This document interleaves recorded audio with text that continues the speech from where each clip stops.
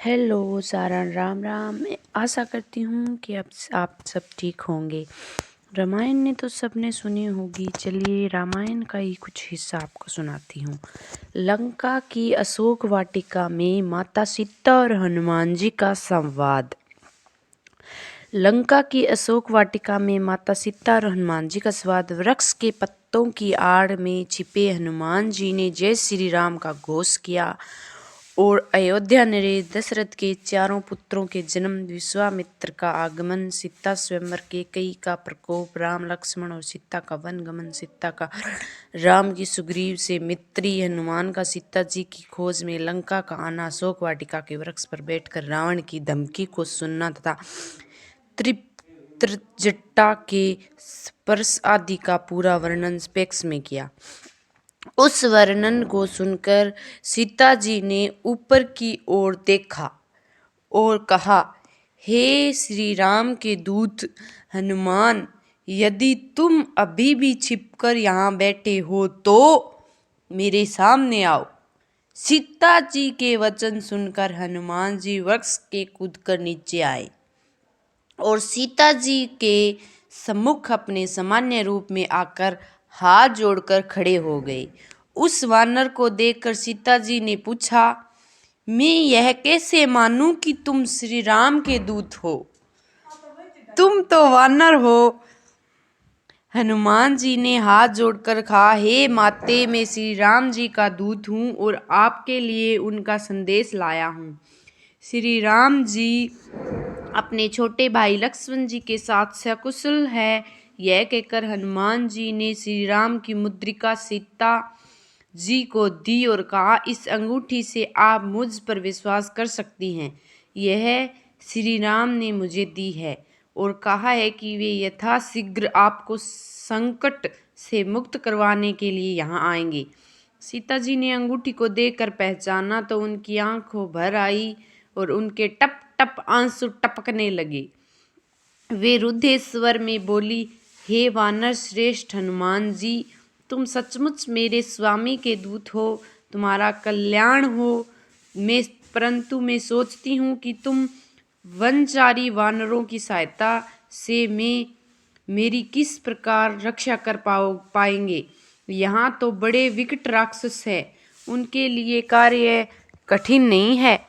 तुम बुद्धिमान लगते हो, पर क्या इतने शक्तिशाली भी हो कि तुम जो राक्षसों का सामना कर सको?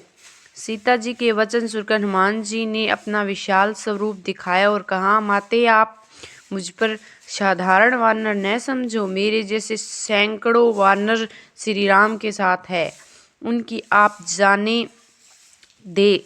यदि आपकी आज्ञा हो तो मैं अकेला ही इस लंका का विध्वंस कर सकता हूँ और लंकापति रावण को उसके समस्त बंधु बांधवों सहित रसतल में पहुंचा सकता हूँ। हनुमान जी की विशाल स्वरूप को देखकर सीता जी ने आश्वस्त होकर कहा, वत्स, तुम बड़े पराक्रमी हो, तुम्हारी शक्ति अपार है। तुम 100 योजन समुद्र को लांघकर यहाँ आए हो तो तभी समझ गई थी कि तुम कोई साधारण वानर नहीं हो। अब तुम फिर से अपने सामान्य रूप में आ जाओ। मुझे स्वामी के विषय में बताओ, क्या वे मुझे याद करते हैं? प्रिय लक्ष्मण का कहना न मानकर मैं उसकी खींची रेखा से बाहर आकर उस छलिए रावण को भिक्षा देने लगी। तभी उसने बल स्वरूप मेरा अपहरण कर लिया। आज मैं उसी का फल भोग रही हूँ। वह मुझसे अवश्य रूठे होंगे।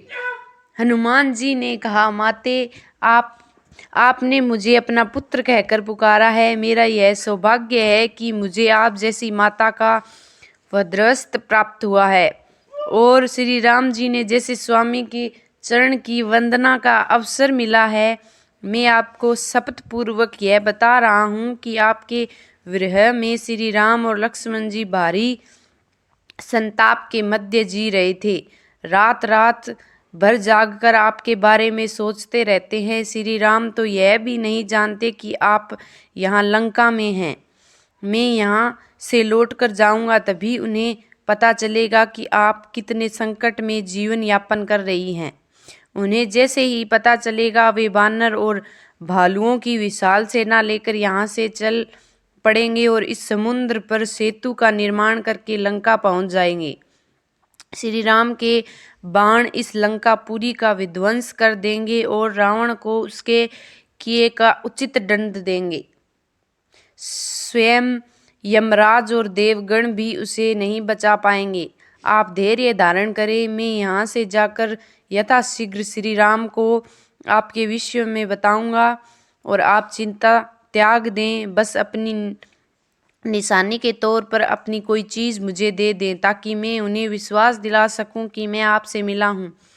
सीता ने हनुमान की बात सुनी और अपने केसों से उतारकर अपनी चूड़ामणि हनुमान को दे दी हुए, वत्स मेरी यह चूड़ामणि वे देखते ही पहचान जाएंगे और जाओ यथाशीघ्र यहाँ से जाओ, जल्द से जल्द उन्हें लेकर यहाँ आओ। उस दुष्ट रावण ने मुझे 1 माह का समय दिया है, उसके बाद वह मुझे खा जाएगा। कहीं ऐसा न हो कि उन्हें आने से विलंब हो जाए। धन्यवाद।